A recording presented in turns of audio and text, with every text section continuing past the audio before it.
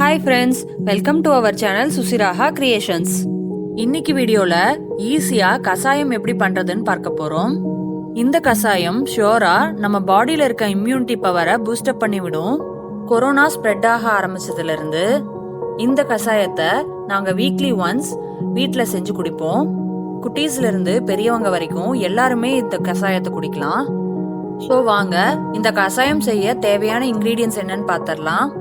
நாட்டு சர்க்கரை 8 டீஸ்பூன், பட்டை 2 பீஸ், கிராம்பு 4, இஞ்சி சின்ன சின்னதா 4 பீஸ் எடுத்துக்கோங்க, சீரகத்தூள் 1/2 டீஸ்பூன், மிளகுத்தூள் 1/2 டீஸ்பூன், மஞ்சள் தூள் 1/2 டீஸ்பூன், வெத்தலை 4, துளசி சிறிது, கற்பூரவள்ளி இலை 2, அடுத்து 1/2 லெமன் எடுத்துக்கோங்க.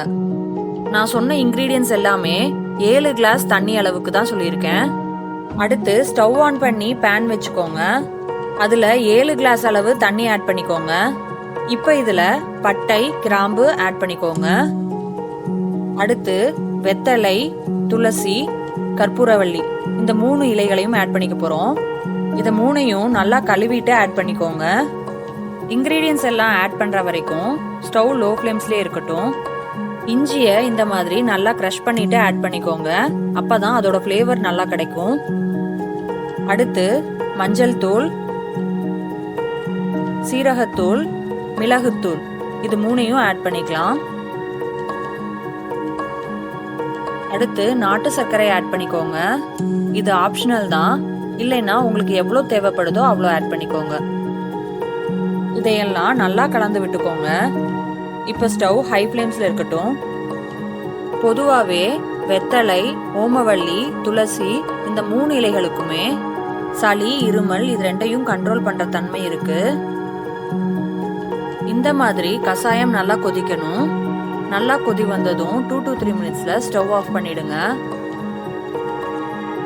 கடைசியா நம்ம எடுத்து வச்சிருக்க பாதி லெமனோட ஜூஸை இதுல ஆட் பண்ணிக்கலாம்.